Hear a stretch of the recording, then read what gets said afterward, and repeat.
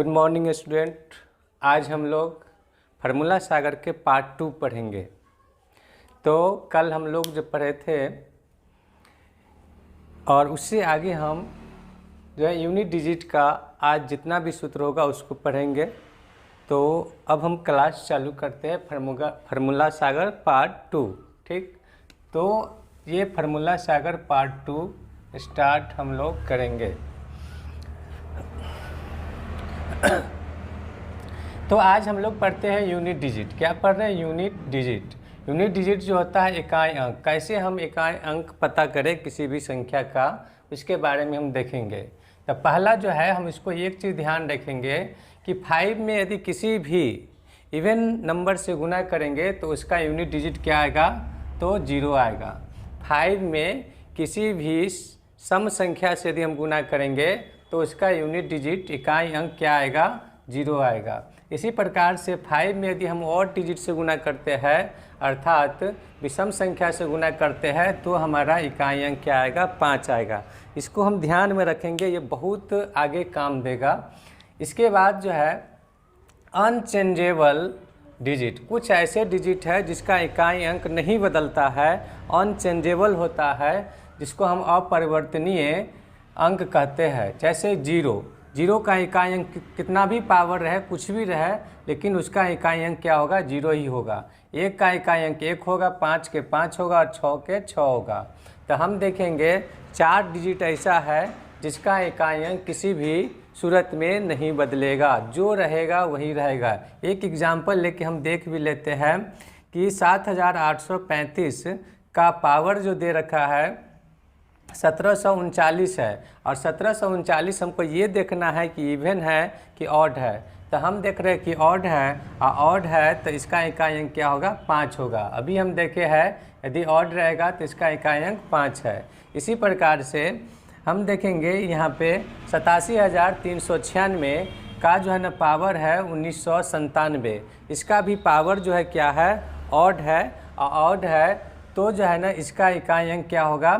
तो 6 होगा। माने कि इसका जो है ना किसी भी शर्त में नहीं बदलेगा। ठीक है, जिसको हम ध्यान देंगे। दूसरी बात है कि इसका पावर यदि कुछ भी रहे तो नहीं बदलेगा। यहाँ पे है कि सम, यदि हम 5 के साथ सम संख्या से गुना करते तो 0 आएगा, विषम से करेंगे तो 5 गुना करेंगे तो 5 आएगा। लेकिन पावर कुछ भी रहे उससे हमको कोई फर्क नहीं पड़ता है। 5 के पावर कुछ भी रहे, 4, 5, 10, 20, 50, 60, 11, 12, 14, लेकिन उसका इकाई अंक हमेशा 5 ही होगा। ठीक, तो ये हम देखें कि 4 अंक एक ऐसा अंक है, 4 डिजिट ऐसा है जो कभी भी कितना भी पावर रहने पर कोई चेंजिंग नहीं होगा। फिर हम आगे देखेंगे 2 बार बदलने वाला अंक, माने कि 2 डिजिट ऐसा है जो 2 बार चेंज होगा, जिसमें है 4 और 9। 4 को देखेंगे, यदि 4 के पावर ऑड हो, ऑड अर्थात विषम हो, तो उसका इकाई अंक 4 होगा। और 4 के पावर यदि इवन होगा तो उसका इकाई अंक कितना होगा? 6 होगा। 4 के पावर यदि सम होगा तो उसका इकाई अंक 6 हो जाएगा। एक एग्जाम्पल में भी हम देखेंगे कि 6384 और जिसका पावर यदि यहाँ पे देखिए तो ऑड है तो इसका इकाई अंक क्या हो जाएगा? तो ऑड रहेगा तो इकाई अंक 4 होगा। 4 का पावर यदि ऑड हो तो इकाई अंक 4 होगा। यदि इसी का पावर इवन रहता, यहाँ 73 की जगह पे 72 होता, तो इसका इकाई अंक कितना हो जाता? तो 6 हो जाता। इस बात को हम एकदम ध्यान रखेंगे। और 9 के जो है ना 9 की पावर यदि ऑड है तो उसका इकाई अंक 9 और इवन रहेगा तो इकाई अंक 1 होगा। अब इसी प्रकार से हम आगे देखेंगे एक एग्जाम्पल में, यहाँ 8739 है, इसका पावर इवन है तो इसका अंक क्या हो जाएगा? 1 हो जाएगा। इसको हम बारीकी से देखें क्योंकि यूनिट डिजिट से क्वेश्चन आता है हर एग्ज़ाम में, वह रेलवे हो, बैंक हो या एसएससी हो, एसएससी जीडी हो या कोई भी एग्ज़ाम हो, इसमें देखने को मिलेगा। अब हम देखेंगे 4 बार बदलने वाला अंक है ना, माने कि 4 बार बदलने वाला अंक, ये जो है ना 2 बार बदलता है, ये 1 बार भी नहीं बदलता है। और ये जो है ना 2, 3 और 7, 8, ये जो है ना कितना बार? तो 4 बार चेंज होता है। ये डिजिट जितना भी है 4, ये 4 बार चेंज होगा। और इसका जो है ना डिवाइड पावर बाय 4 माने कि इसको जो है हम 4 से डिवाइड करके इसका जितना भी रिमेंबर होगा चेक करेंगे उसका रिमेंबर, और रिमेंबर से भाग देंगे और 4 से भाग देंगे और जितना भी रिमेंबर आएगा वही उसका पावर हो जाएगा। जैसे कि यहाँ पे 27 है और 27 को यदि हम 27 की पावर 95, तो 95 में 4 से डिवाइड किए तो इसका शेषफल आया 3, और 3 इसका यदि पावर करेंगे तो इसका यूनिट डिजिट क्या हो जाएगा हमारा 3 आ जाएगा। और इसलिए हो जाएगा कि 7 के पावर 3 करेंगे तो 7 को यदि हम 3 बार गुना करते हैं तो इस प्रकार से ये हो जाता है हमारा 7 सत्ते 49, तो 49 में फिर 7 से गुना करते हैं 7 नमा 63, तो इसका इकाई अंक कितना आ गया तो 3 आ गया। इसी प्रकार से जो है ना आगे 268 है, इसका पावर जो है ना 346 है। 346 में यदि 4 से भाग देते हैं तो शेषफल आता है 2, तो इसका पावर हम इस पे 8 पे इसका इकाई अंक लेके पूरे पर नहीं रखेंगे, इकाई अंक लेके उस पर हम क्या करेंगे पावर 2 करेंगे और हमारा इकाई अंक 4 निकल के आएगा। इस प्रकार से इसका इकाई अंक 5 होगा और इसका जो है ना आगे निकालेंगे भाग देके तो 7 हो जाएगा और इसका इकाई अंक 8 हो जाएगा। और सब को जोड़ने के बाद 20 आता है तो इसका इकाई अंक हमारा कितना हो जाएगा 0। ठीक, अब कुछ चीज़ और है जिसको हम देखेंगे। इवन का पावर यदि इवन हो, माने कि सम के पावर यदि सम हो तो उसका जो है रिजल्ट भी सम होगा। सम के पावर यदि सम हो तो उसका रिजल्ट भी सम ही आएगा, और सम के पावर यदि विषम हो तो उसका रिजल्ट विषम आता है।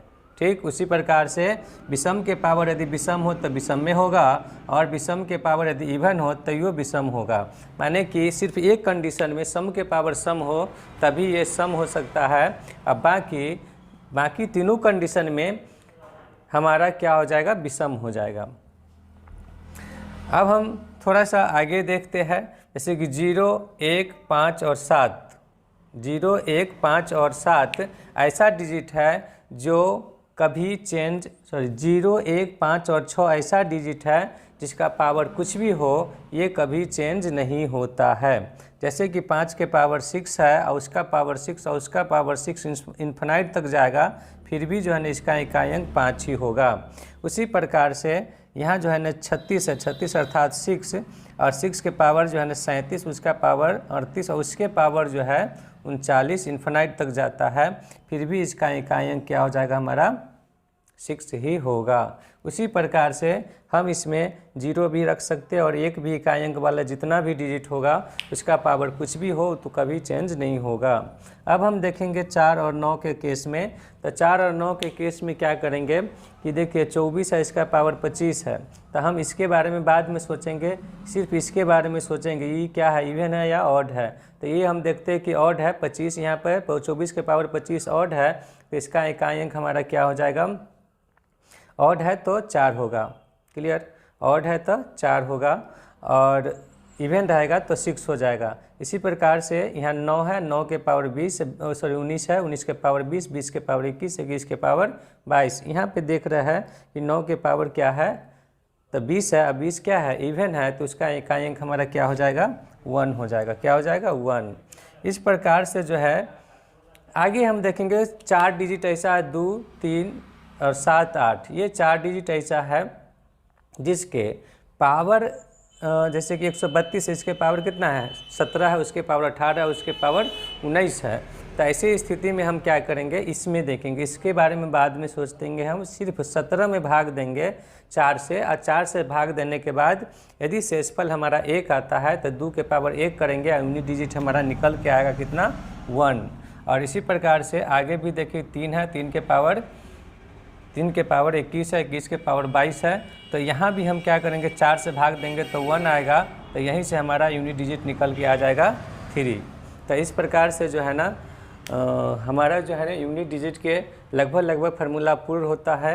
और कुछ जो है फार्मूला है यूनिट डिजिट के जो किसमें है तो फैक्टोरियल। अब हम देखेंगे फैक्टोरियल के केस में किस प्रकार यूनिट डिजिट काम करता है, उसको हम नेक्स्ट वीडियो में कवर करेंगे। तो ये आपका रहा टोटल, और इसको यदि आप पढ़ते हैं तो फिर मैथ में बहुत सारा चीज़ जो है ना क्लियर हो जाएगा आपका। ठीक है।